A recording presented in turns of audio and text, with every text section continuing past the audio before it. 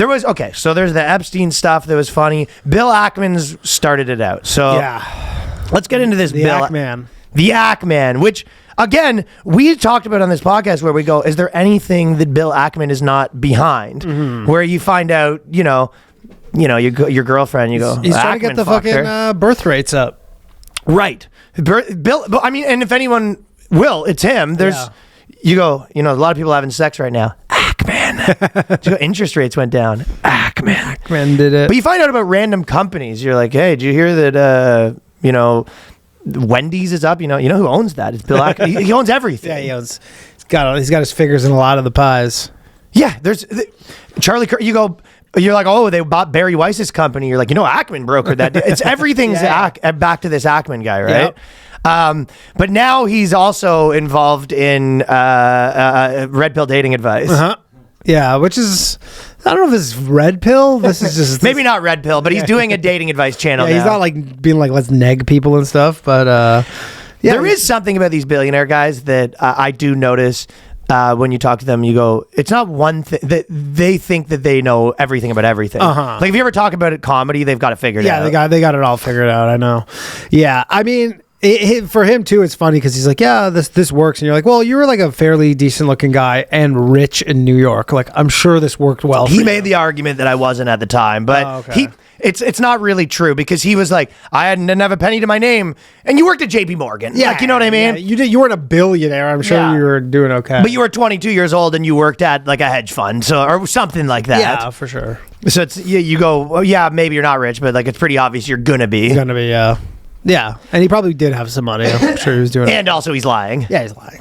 He was doing fine. He probably is like, yeah, well, I was 22 and I had $500,000 and I owed $550 to the government. So technically I had negative, you know what I mean? I had owed, on the books, technically the balance sheet. Yeah. He's like, well, I had a $5 million house and I had a $7 million mortgage. So I had negative $2 million. That's the way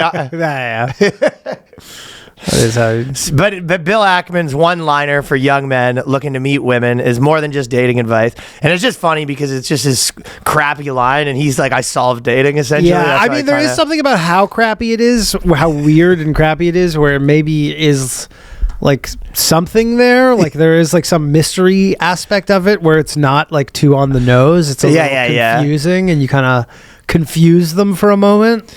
He goes, may I meet you? Is the line. So you walk up to a girl and you say, may I meet you?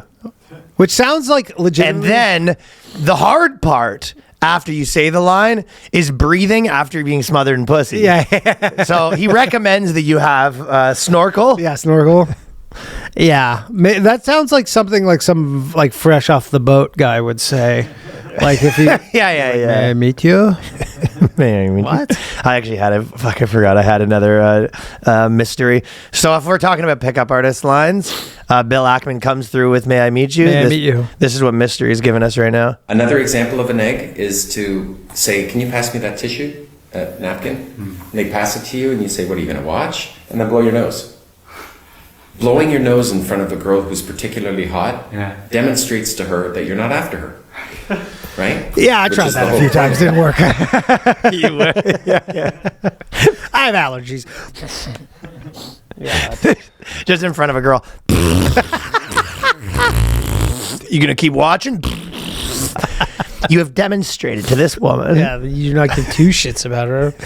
Yeah, that's that one. You should take a tissue and wipe your ass with it in front of her. Just fucking take a shit on the floor. Just really let her know that you don't. Let her know.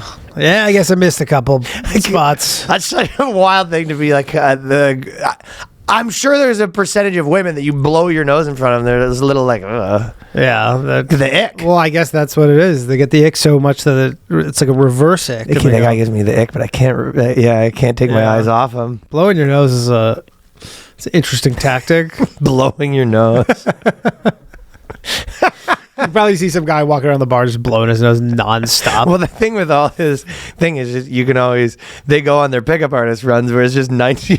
It's 20 guys just blowing their nose. You're gonna watch? You're gonna watch? Oh yeah. Some girls in a bar, she goes, do you notice like every guy in here is just blowing their nose constantly? What's going on? So that's Bill Ackman. Yeah, Bill Ackman. May meet you.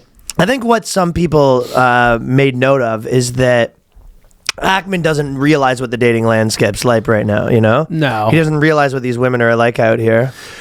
No. I mean, again, you know what? The cold approach probably is a bit of a hack right now because probably women are getting approached in person less than they ever have. You say that, I'm not sold on that idea. No, I think it was harder now for the cold approach. Really? I do not think it's a hack because I think if you were at a bar before, I remember the switching when it was, women are at a bar and now they're at a bar and you're competing with like the 10 other guys or her ex that she still sort of talks to. There's, all these guys in her phone and dude, stuff.